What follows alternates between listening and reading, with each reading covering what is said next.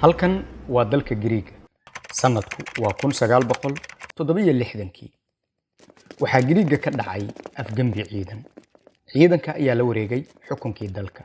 Waxayna maalintaas go'aansadeen in ay xulafo la noqdaan maamulka Israa'iil. Hay'adda sirdoonka Israa'iil ee Mossad waxay u arkeen Giriiga saldhigga basaasnimo ee ugu muhiimsan adduunka. Haddii ay rabaan in ay la kulmaan basaasiintooda, waxay keeni jireen oo ay kula kulmi jireen Giriiga halkii ay geen lahaayeen Tel Aviv. Haddii ay rabaan in ay fuliyaan howlgallo, waxay ku qorsheyn jireen Giriiga. Marka la soo koobo, waxa ay ahayd saldhig lafdhabar u ah howlgalladooda basaasnimo. Isla sanadkaas, ciidanka Israa'iil waxa ay galeen gudaha Masar. Waxay qabsadeen dhulka Sinai. Xilligaas, madaxweynuhu waxa uu ahaa Jamaal Cabdi Naasir. Jamaal ayaa soo baxay oo shacabka Masar ku yiri, waan fashilmay. Waxaana sababay in Sinai la qabsado.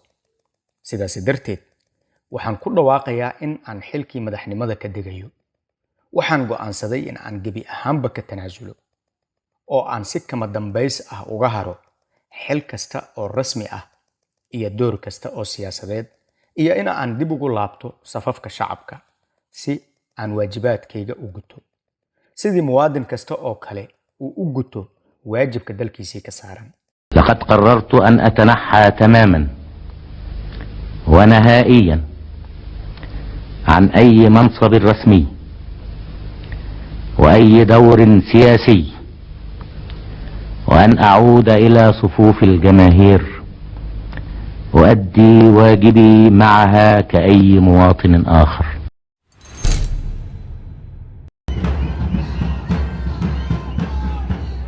dabcan shacabka Masar waxa ay u soo baxeen dibadbaxyo ay kaga dalbanayaan Jamaal Cabdi Naasir in uu sii joogo talada dalka. Runtii Jamaalna wuu aqbalay oo xilkii sidaas ayuu ku sii hayay. Israa'iil inkastoo ay joogto meel aan dhulka Masar ka fogeyn, haddana way adkeed in ay si maalinle ah u hesho xogaha ku saabsan dowladda Masar. Marka ay ugu yartahay waxa ay u baahnaayeen in ay fasir dhab ah u helaan dareenka shacabka iyo sababta ay ku dhacday jacaylka intaas la eg in ay Masaaridu u qabeen hogaamiyahooda Jamaal Cabdi Naasir. Sidaas darteed, waxaa muhiim u ahayd in ay si joogto ah ula socdaan aragtiyada iyo dareenka shacabka si ay saameyn ugu yeeshaan. Waqtigaas shacabka Masaarida ayaa aad ugu safrayay dalka Giriiga. Ma aysan ogeyn in Mossadku uu la socdo dhaqdhaqaaqa muwaadin kasta oo Masri ah oo soo gala dalkaas. أحمد الهوان oo loo yaqaano Jumca al-Shawaan, muwaadin Masri ah. Ninka ay sheekadani ku saabsan tahay ayaa markiisii ay ugu horeysay Giriiga tagay. Waqtigaas jeebkiisa kuma jirin wax ka badan $12. Ma ahayn in uu hanti oo dhan intaas bas ka haystay, laakiin xukuumadda Masar ee xilligaas ma ogolayn in aad garoonka ka baxdo adiga oo wata wax ka badan $12. waxay dhihi jireen dhaqaalaha Masar uma dul qaadan karo in ay lacagta adagi dibadda u baxdo. Sidaas darteed, xadka ugu sarreeya ee lacagta lala dhoofi karo waxay ahayd $12 oo kaliya. Jumca al-Shawaan markii uu Giriiga ka degay, waxa su'aalo kooban weydiiyay shaqaalaha waaxda socdaalka. Jumca, maxaad u timid Giriiga? Wuxuu yiri, waxaan u imid in aan raadiyo badmaaxe Giriig u dhashay oo lagu magacaabo Al-Khawaja Bankakos. Maxaad ka rabtaa haddaba? ayaa la weydiiyey. Wuxuu yiri, waxaan ku leeyahay 2,000 oo giniga sterlinka ah. Waxaana u imid in aan ka soo qaato lacagtaas aan ku leeyahay. Jumca al-Shawaan run ayuu sheegayay sababtoo ah wuxuu ka shaqayn jiray kanaalka Suez. Maraakiibta ayuu dhex geli jiray. Nadaafad iyo xamaali wixii looga baahan yahay ayuu ka dhex qaban jiray. Wuxuu ahaa nin dhalinyar firfircoon oo dhowr luuqadoodna yaqaana. Sababtoo ah kanaalka Suez mar walba waxa ku imaanaya qof luuqad gooni ah ku hadla. Tartiib ayuu u bartay luuqado iyo dad kala duwan. Dadkii uu halkaas ku bartay waxaa ka mid ahaa badmaaxihii Giriiga ahaa. Isaga ayuuna badda kala shaqeeyay waqti badan. Ninkii Giriiga ahaa lacagta shaqada loogu qabtay ma siin wiilkan dhalinyarka Masriga ah. Wuxuuna ku yiri, marka kale ee aan soo noqdo ayaan ku siinayaa. Hadda lacag ma hayo ee ugu lahow. Markii uu dagaalku qarxay oo Israa'iil ay qabsatay Sinai, Jumca al-Shawaan waxa uu ka barakacay Suez isaga oo aaday magaalada Qaahira. qaahirana waxa uu uga sii gudbay dalka Giriiga. Waayahay, Giriigu waa jasiirad yar, laakiin sheekada ah in aad gudaheedii ka dhexesho nin la dhaho Bankakos waxay ka adkayd in aad cirbad ka dhex raadiso bakhaar dhuxul ah. Xilligaasi ma jirin telefoonno gacanta ah oo la isku raadiyo. Ha idhihin waxaan ka raadin lahaa akoonka Facebook ama Twitter uu ku leeyahay oo aan fariin ugu diri lahaa. Ma jirin waxaas. Waa in aad adigu soo wareegtid oo xaafadaha dhexdoodii ka raadisid. Jumca waxa uu ku dhex wareegay xaafadaha magaalada Athens ee dalka Giriiga ilaa uu helay dad u tilmaamay guriga Bankakos oo lagu yiri waa kaas guriga ninka aad raadinaysid. Markii uu tagay waxa lagu yiri ninkaas wuu safray, mana garanayno hadda meel uu joogo. Tanna waxay ahayd dhibaato dhab ah. Saaxiibkeen wuxuu Giriiga ku noqday qof dayacan oo aan xitaa haysan meel uu seexdo oo bilaahoy ah. Jeebkana waxa ugu jira $12 oo kaliya oo uu kala yimid dalkiisii Masar. Maalmo kadib lacagtii way ka dhamaatay. Xilligaas waxaa jiray ninkan oo magaciisa la yiraahdo Zavi Zamir. Waana madaxii Mossadka kaas oo xulafo la ahaa kuwii afgambiga ka sameeyay dalka Giriiga. Wuxuu bilaabay in uu saraakiisha Mossadka ku dhaho muwaadin kasta oo Masri ah oo halkan soo diga waa in aad daraasad dhammaystiran iiga keentaan. Waxaan rabaa in aan qoranno wakiilo Masaari ah oo xog noo keenta. Laakiin suurtagal miyaa sheekadaas? Muwaadin kasta oo Masri ah oo Giriiga soo gala in xogtiisii si gaar ah loo raadiyo? Sababtoo ah xilligaas sidaan ognahay ma jirin internet, baraha bulshada iyo warbaahin ballaaran oo aad ku ogaan karto in bulshadu ay xanaaqsan tahay oo ay dowladooda ku kacsan yihiin iyo in ay qanacsan yihiin oo ay raali ka yihiin. Hadda waxa isweydiin mudan, maxay yihiin sababta ay Mossad muhiim ugu yihiin dadkaas Masar ka imaanaya? Sirdoonka Israa'iil waxa ay u baahan yihiin dad badan Masar ka yimaada oo ay xog ka helaan. Macna ahaan, Israa'iil waxa ay u baahan tahay dad u soo gudbiya xogta shacabka iyo xukuumadda Masar. Sirdoonka Masar waa ay ka war heleen arrintaas, waxayna Giriiga u direen ninkan oo lagu magacaabo Cabdisalaan al-Maxjuub. Isagu waxa uu isku magacaabi jiray madaxweyne Zakariya. Cabdisalaan waxa uu qaabilsanaa isla hawshaas ay Mossadka hayso oo kale. Ruux kasta Israa'iili ah oo Giriiga dhex socda in uu xogtiisa u gudbiyo sirdoonka Masar. Dabcan muwaadin kasta oo Masri ah, madaxweyne Zakariya sidoo kale waa in uu ogaadaa waxa uu Giriiga ka qabanayo.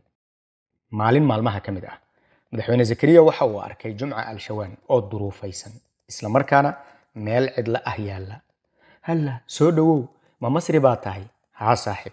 Okay, walaalkay baa tahay. Saaxiib iyo walaal ay iska dhigteen. Madaxweyne Zakariya oo ahaa sarkaal sirdoon Masar ka tirsan ah ayaa waxa uu Jumca al-Shawaan ku yiri waxaan u imid in aan shaqo raadsado. Ilaa haddana ma helin. Adiga maxaa ku keenay halkan? Jumca waxa uu yiri Ilaahay baan ku dhaartay, xaalkaygu mid sahlan maaha. Waxaan u imid in aan raadiyo nin Bankakos la dhaho oo dalkan u dhashay. Ilaa iyo xilliganna weli ma helin. Haddana shaqo ayaan raadinayaa si aan ugu noolaado. Almuhim, Jumca al-Shawaan waxa uu madaxweyne Zakariya ku qanciyay in uu yahay qof firfircoon oo haddii uu shaqo helo ku kalsoon in uu si fiican uga soo dhalaali doono shaqadiisa. Laakiin inta taas ka horreysa, wuxuu ka codsaday in uu saacadiisii ka iibsado si uu magaalo joog uga dhigto. Madaxweyne Zakariya waxa uu iibsaday saacadii. Lacag macquul ahna wuu siiyey si uu u soo dhawaysto, kalsooni fiicanna uu ugu beero. Waxaana si dadban uu uga codsaday Jumca in wax kasta oo dhaca uu u soo sheego. Hebel ayaan la kulmay, hebelna waan arkay, heblaaye ayaa maanta Masar ka timid, hebel ayaa Masar u dhoofay iyo wixii la mid ah. Jumca ma uusan ogeyn in uu ninkaasi sirdoonka Masar ka tirsan yahay. Wax kasta oo uu u sheegi jiray waxa ay ka ahayd saaxiibtinimo. Inta badan waxa ay fariisan jireen oo ay ku kulmi jireen hal maqaayad. Isla maqaayadaas dhexdeed, Mossadku waxa ay isha ku hayeen Jumca al-Shawaan iyo dhowr qof kale oo Masaari ah. Maalin maalmaha ka mid ah, al-Shawaan oo kaligiisii ah waxa u yimid nin dhalasho Mareykan ah wata. Wuxuu ka codsaday in ay wada fariisan karaan. Jumca al-Shawaan wuu ka aqbalay sheekooyin badan oo goosgoos ah kadib. Ninkii Amerikaanka ahaa wuxuu ku yiri saaxiibow, daroogo ayaan u baahanahay, lacagna waan wataa ee ma ii keeni kartaa? Jumca wuxuu yiri waan kuu keeni karaa saaxiib. Jumca al-Shawaan waxa uu ku dhacay dabin u qoolnaa isaga oo isleh ninkan Ameerikaanka ah khiyaan lacagtana ka qaado ayaa waxa uu soo qaatay kaniiniga asbarinka wuu shiiday wuxuuna ku daray xoogaa basbaas ah kadib wuxuu u keenay ninkii daroogada u dirsaday wuxuuna ku yiri mudane waa kan dalabkaagii waxa la weydiiyey waa imisa lacagta wuxuu yiri $800 oo kaliya Ameerikaankii lacagtii ayuu bixiyay bal fiiri isbedelka dhaqaale Jumca Al-Shawaan wuxuu ka yimid $11 maantana wuxuu joogaa $800 markii ay Mossad arkeen sida uu Al-Shawaan u khiyaanay ninkii Ameerikaanka ahaa ee ay ku dabeen ayaa waxay dhaheen allaylehe kani waa qofka ugu macquulsan ee nala shaqayn kara waa nin xeeladaysan kara dadka ku dhex jira damiirna aan lahayn oo in uu dadka khiyaano ay la sahlan tahay Al-Shawaan maadaama uu ahaa nin xeeladaysan wuu ka dhuuntay maqaayadii sababtoo ah wuxuu ogaa in uu ninkaasi Ameerikaanka ahi ee uu khiyaanay uu halkaasi ka soo raadin karo sidaas darteed dib uma soo laaban ilaa uu ka xaqiiqsaday in markabkii uu saarnaa ninkaas Ameerikaanka ahi uu baxay kulankii ugu horeeyay ee uu la kulmay ninka Ameerikaanka ah wuxuu weydiiyey waa maxay magaca markabkaaga iyo lambarkiisa sidaas darteed markii uu arkay markabkii in uu dhaqaaqay ayuu maqaayadii dib ugu soo laabtay Mossadka Israa'iil waxa ay yiraahdeen kan muhim ayuu noo yahay waa qasab in aan gacanta ku dhigno wax kasta oo ay noogu kici kartaba Jumca Al-Shawaan maalmo kadib waxa uu haddana tagay oo uu garaacay albaabkii Al-Khawaja Bankakos oo ah ninkii uu lacagta ku lahaa dartiisna uu Greegu u yimid wuxuu rabay in uu ogaado in uu safarkiisii ka soo laabtay iyo in kale albaabkii ayaa laga furay halla soo dhawow waa ekan ugu dambeyn Bankakoska ag raadinaysay ayaa ku hortaagan saaxib waan ka xumahay in aan isweynay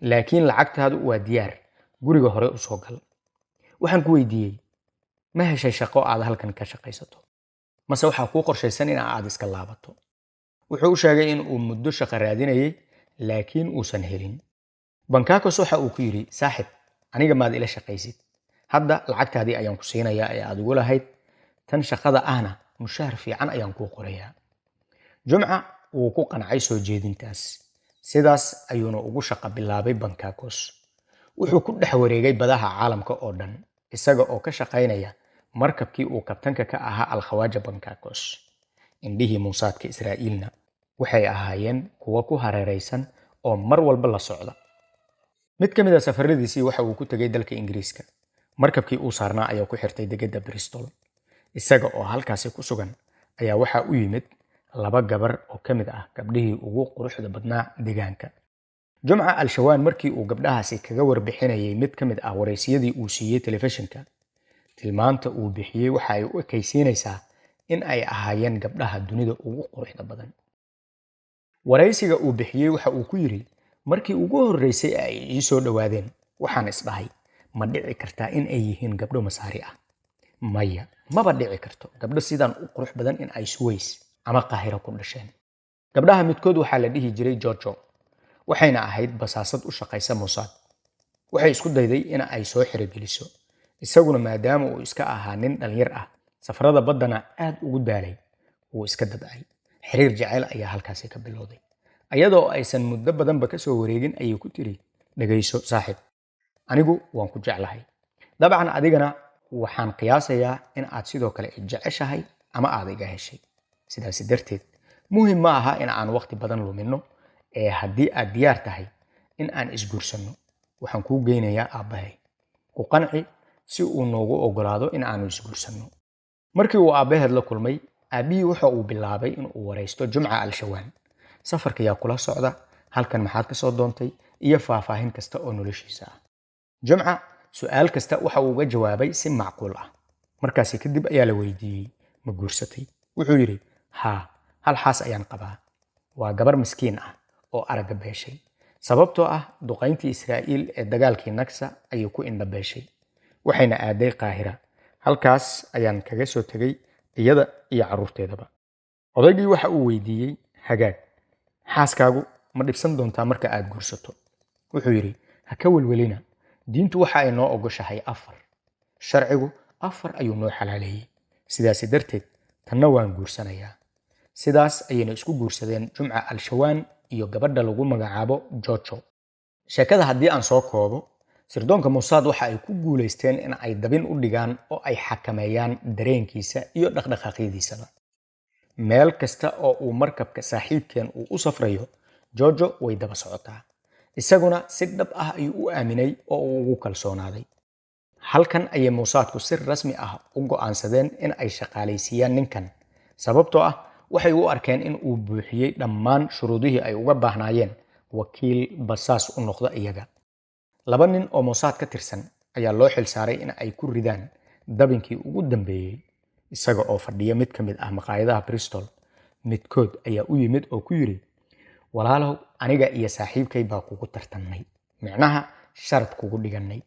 anigu waxaan iri waxaad tahay Bakistaani, isaguna waxa uu sheegay in aad tahay Jamaican. na kala saar aniga iyo saaxiibkay, halkee baad u dhalatay?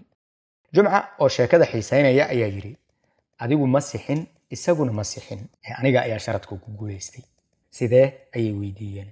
wuxuu yiri, ma ihi Bakistaani, mana ihi Jamaican, waxaan ahay Masri. way qosleen, waxayna yiraahdeen, hagaag, maadaama aad naga guuleysatay, caawa anaga ayaad noo casuuman tahay, naga aqbal in aanu wada caweyno. si ay farxad ku dheehan tahay ayuu ku aqbalay. caweyskii lagu ballamay ayaa la gaaray. waxay ku yiraahdeen, tani waa sharaf iyo qadarin aad ku mudatay guushaada darteed. caweyskii iyo baashaalkii markii uu dhamaaday kadib, waxay u soo bandhigeen fursad shaqo. waxay ku yiraahdeen, saaxiib soo dhawow, annagu waxaanu nahay rag ganacsata ah, waxaanu haysanaa shirkad biraha soo saarta, waxaan rabnaa in aanu maalgelin ku samaysanno maraakiibta ciladowday ee ku jirta kanaalka Suez. waxaan rabnaa in aad noo keento xogtooda, si marka uu dagaalku istaago aanu u tagno oo aanu u soo iibsanno, kadibna aan u dhalaalinno. maadaama ay duug yihiin, birahaas marka aanu shaqo fiican ka qabanno waxay noo soo saari doonaan malaayiin dollar. wuu ogolaaday, wuxuuna niyaddii iska yiri, aniguba waxa aan raadinayay shaqo ka wanaagsan tan aan hadda hayo oo dunida dhex wareejinaysa, lacag sidaas u badanna aanan ka helaynin. shaqadii sidaasi ayuu ku aqbalay, laakiin waxa ay hor dhigeen shuruudo la yaab leh. isagana shaki ku beeray. waxay ku yiraahdeen, aad Masar, bilow shaqada, laakiin nalama soo xiriiri kartid. haddii aad macluumaad soo ururiso, si aad noogu soo gudbisid, kaliya fariin noogu soo dir 3 ciwaan oo ku kala yaala magaalooyin kala duwan.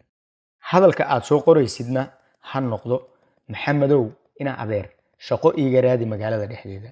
annaga ayaa fahmi doona oo kuu soo diri doona ticket aad ku soo safartid oo aad noogu timaado meesha aan joogno, si aad noogu keentid wixii macluumaad ah ee aad noo hayso.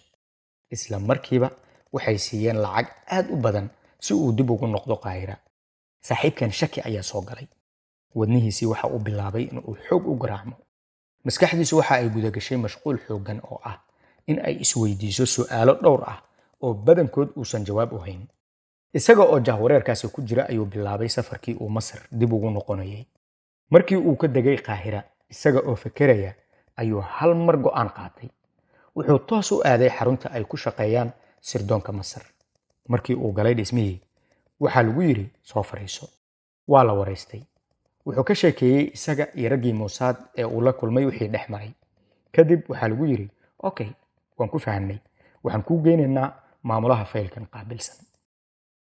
waa la soo waday, waxaa la geeyey xafiis kale. isla markii uu xafiiskan soo galay, wuxuu arkay dhalinyaro Masaari ah oo aad u soo jiidasho badan, jir, hadal iyo labis ahaanba. mid ka mid ah raggii xafiiska ku jiray ayaa Jumca al-Shawaan hadalka ku bilaabay oo ku yiri, haye saaxiib, adiga miyaa? dabcan muuqaalkaagu iguma cusba, aniga meel ma igu sheegtaa? Jumca isaga oo shakisan ayuu madaxa ruuxay. maya, kuma xasuusti. ninkii ayaa inta uu qaanad agtiisii ahayd laacay ka soo bixiyey saacad. wuxuu ku yiri, hadda soo ima aqoonsan Jumca?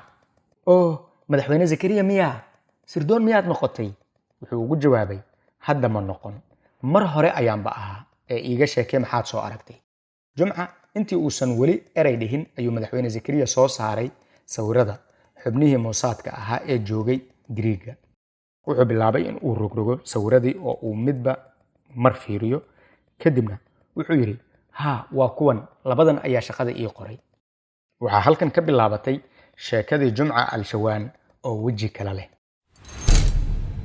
sirdoonka Masar ayaana u qoray shaqo si uu u noqdo double agent, basaas 2 kaarle, 2 wajiile ah. waxay ku dhaheen waxaan rabnaa in aad basaas u noqoto iyaga annagana aad nala shaqayso sidaas darteed waxaa lagu siinayaa tababar muhiim u ah xirfadaada waxay u sameeyeen tababar aad u culus sida loo noqdo basaas laba wajiila ah ugu dambeyn waxay geliyeen qol gaar ah waxayna yiraahdeen kani waa tababar ku saabsan aaladda lagu ogaado beenta polygraph si haddii ay Israa'iiliyiintu kugu xiraan oo ay ugu talagalaan in ay beentaada iyo runtaada kala tijaabiyaan aad u ogaato sida ugu habboon ugu macquulsan ee aaladan loola macaamilo markii ay si fiican u bisleeyeen oo ay tababarka u soo gabagabeeyeen ayay ku yiraahdeen hadda fuli rabitaankii Mossad ee ahaa in aad iyaga u basaastid xogaha wax kasta oo idin dhexmarana noo soo sheeg anaga dhismahan aad aragtaan oo ku yaala Qaahira ayuu ka kireeyay dhowr qol oo isku go'an apartment haddii aad Masar joogtid oo aad naga soo daawanaysid Masar waxaan kugu leeyahay tag wadada 26 ee Shariif Baasha waxa ku yaala dhismaha caanka ah ee Immobilia lagu magacaabo dhismahan waa meeshii ay ku dhalatay shirkadii Jumca Al-Shawaan muddo ay raggii Mossad iska dhigayeen ganacsato biraha ka ganacsata isaguna waxa uu siin jiray dhammaan xogaha ay soo weydiiyaan muddadaas waxa ay aad uga heleen wada shaqayntiisa markan waxa ay ku yiraahdeen saaxib soo dhawow annagu waxaanu nahay saraakiil sirdoonka Mossad ka tirsan Jumca wuxuu iska dhigay qof khabaar moog ah wuxuu yiri Mossad waxay ku yiraahdeen ha Mossad ayaan nahay intuu isdajiyay ayuu ku yiri hadda waan ku qancay sababtoo ah waxaan barrabay in aan arguto Jamaal Cabdi Naasir dalkeenii ayuu dumiyay halkaas ayay Mossad ka bilowday in ay Jumca Al-Shawaan ugu shaqayso sida basaas rasmi ah oo daacad u ah iyaga laakiin waxay ilaaween in uu yahay ninkii kaniin asbarin iyo basbaas inta isku shiiday daroogo uga dhigay ninkii Ameerikaanka ahaa ee ay ku soo dabeen bilowgii hore si kastaba way ku kalsoonaadeen Jumca Al-Shawaan waxa uu 11 sano ahaa basaas laba wajiilo ah oo u keena xogta maraakiibta saldhigyada ciidamada iyo xogo kale oo ay Mossad daneynaysay sirdoonka Masarna waxa ay ku dari jireen xogahaasi xogo gaar ah si loogu marin habaabiyo Israa'iil waliba sirdoonka Masar marka ay xogta dhiraan oo ay ka tafaftiraan ayay ku dhihi jireen hadda waad gudbin kartaa sirdoonka Mossad 11 sano waxa ay dareemayeen nafis iyo reyn ma taqaanaa macluumaadka uu gudbin jiray tusaale ahaan waxay yiraahdeen waxaan rabnaa in aanu Masar ka iibsano 20 dukaan oo kuwa cuntada iyo bagaashka ah waxa yaab leh maxay u codsadeen waxaas waxay yiraahdeen waxaan rabnaa in aanu dukaamadaasi dhex dhigno basaasiin si aanu u ogaano xaaladda suuqyada Masar iyo badeecadaha dalka gabaabsiga ka ah tusaale ahaan haddii qamadigu uu yaraado waxaanu tagaynaa oo aanu iibsanaynaa maraakiibta qamadiga u wada Masar si ay u kororto carada shacabka ee ka dhanka ah dawladda Masar tusaale kale waxay ka codsadeen in uu soo ururiyo warbixin dhammaystiran oo ku saabsan kaftanka maalinlaha ah ee ay sameeyaan shacabka Masar ha ahaato mid dawladda ka dhan ah ama mid guudba sababtoo ah kaftanka ayaad ku ogaan kartaa waxa ay bulshadu daneynayaan iyo waxa ay diidan yihiin Mossadku waxa ay ku kalsoonaadeen Al-Shawaan ilaa heer ay geliyeen tababaro kala duwan si uu u barto sida looga gaashaanto sasabashada iyo dhagarta haweenka si aan marnaba loo dabin gelin isaga oo loo marayo haween sidoo kale waxa ay bareen habka loo qorto oo loo shaqaalaysiisto haweenka iyo sida aad ku kasban karto oo aad iyaga dabin uga dhigan karto adiga oo ku ugaarsanaya ragga aad rabto in aad basaasto bal qiyaas tababarkaasi dartiisii Jumca Al-Shawaan waxa uu guursaday Sucaad Xusni oo ahayd fanaanad caan ah oo aad looga daba dhacsanaa xilligaas aabaheed isna waxa uu ahaa nin caan ah oo lagu magacaabo Maxamed Kamaal Xusni Al-Baba oo ahaa nin ku takhasusay farshaxanka Jumca Al-Shawaan wareysigiisii waxa uu si cad warbaahinta uga yiri aniga ayaaba ka faa'iideystay Mossadka iyagu waxba iima dhimin waxyaabaha aan ka faa'iiday waxa kamid ah in ay ibareen sida loola macaamilo haweenka ilaa heer aan ku qanciyay Sucaad Xusni in aan guursado وتم هذا الزواج وبناء على طلبها الله يرحمها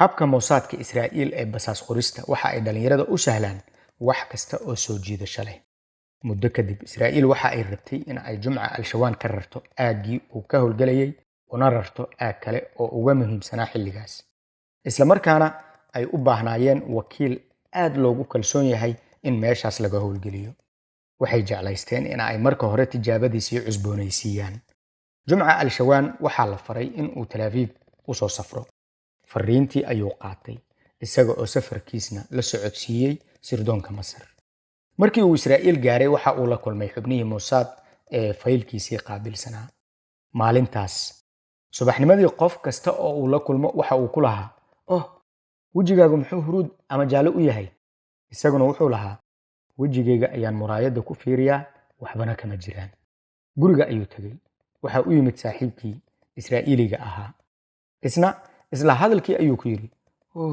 saaxiib wejigaagu muxuu huruud u yahay wuxuu u tagay Jojo oo runtii ahayd gabar aad u jeclaa iyadana waxa ay ku tiri gacaliya wejigaagu waa huruud markan wuxuu ku qancay in wejigiisu uu huruud ama jaallo yahay maalinkii labaad markii la gaaray saraakiishii waxa ay ku yiraahdeen dhageyso wejigaagu waa huruud sidaas darteed waxaan rabnaa in aan ku geyno sarkaal caafimaad si uu kuu baaro sababtoo ah run ahaantii adiga ayaan ku cabsanaynaa way kaxeeyeen waxayna geeyeen cusbitaal waxay geliyeen qol gaar ah isla markii uu qolkii galay wuxuu xasuustay qolkii ay ku tababareen sirdoonkii Masar ee ay taallay aaladda lagu ogaado qofku inuu been sheegayo iyo in kale wuxuu kaloo ogaaday in tan iyo shalay sababta loo lahaa wejigaagu waa huruud in looga gol lahaa in halkan la keeno oo keliya kadibna la ogaado run iyo been waxa uu ku shaqaynayo diyaargarow gudihiisa ah ayuu bilaabay wax walba isaga oo ku talagalsan ayaa la soo horfariisiyey aaladdii waxayna bilaabeen in ay wax kasta weydiiyaan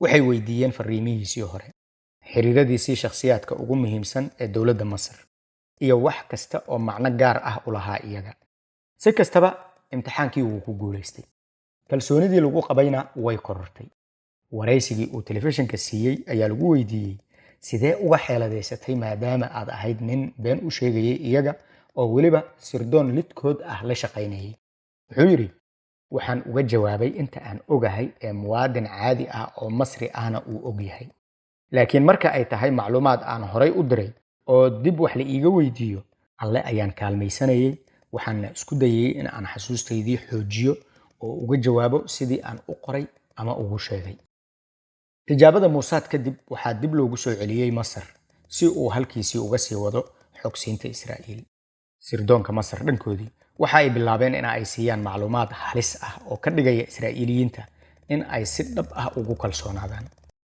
sargaalkii Mossad waxa uu go'aansaday in uu siiyo al-Shawaan aalad loo arkayay in ay ahayd tan ugu muhiimsan xilligaas ay isticmaalaan sirdoonka adduunka waxay ahayd mid aad casri u ah waqtigaas fariinta aad ka dirto waxay qaadanaysay 6 ilbiriqsi oo kaliya dabcan toddobaatamyadii in aad haysato aalad noocaas oo kala ah waxay ahayd horumar aan caadi ahayn waxay u tababareen sida loo isticmaalo aaladdaas wuxuuna kula soo noqday Masar dabcan isagu intii aanu soo bixin oo uusan Israa'iil ka soo tagin wuxuu diiday inuu aaladdaasi soo qaado wuxuu yiri walaalayaal anigu ma qaadan karo aaladdan sababtoo ah haddii aan qaato oo aan garoonka ka dego oo ay masaaridu igu qabtaan way i dili doonaan diidmadiisii ayuu ku adkaystay ujeedkiisuna waxa uu ahaa in uu Mossad si laab ah ugu qanciyo in uu iyaga si dhab ah ula shaqeeyo dowladda Masarna uu ka soo horjeedo Mossad waxa ay ku qancisay in wakiilo kale oo halkaasi u jooga ay u xil saari doonaan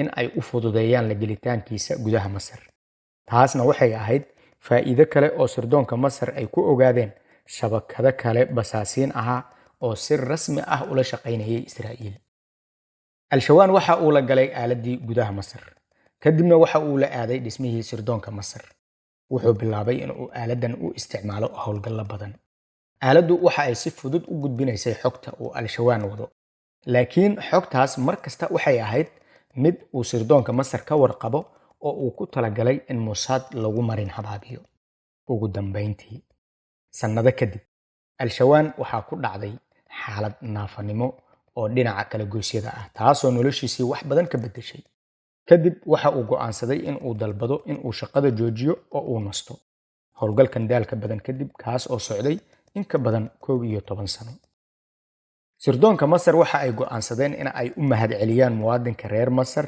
ee Jumca al-Shawaan kana ogolaadaan ruqsadiisii shaqada laakiin waxay ka codsadeen hal arin, taasoo ah in uu diro fariintii ugu dambeysay ee Mossadka Israa'iil isaga oo adeegsanaya aaladii muhiimka iyo khatarta ahayd ee ay soo siiyeen.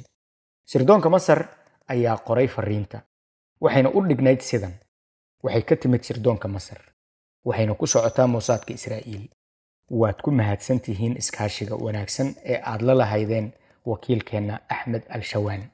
iskaashigan waxaad ku xoojiseen in aadna siiseen aaladiina digniinta ah. ilaa kulan dambe oo xiiso leh. waa sirdoonka Masar oo idin leh sidaas iyo nabadgelyo. waxaa halkan kusoo gabagabowday sheekadii Al-Shawaan. جمعة الشوان لازم يسافر اليونان. isaga dartiisii ayaana loo sameeyey musalsalka la yiraahdo Damuuc fi Cuyuuni Waqca oo uu jiraa ka ahaa Caadil Imaam iyo koox farshaxan-yahano Masaari ah. Al-Shawaan laftigiisii qisadan waxa uu ku qoray xusuus qorkiisa oo dhammaystiran iyo waaya aragnimadii uu la qaatay sirdoonka Masar.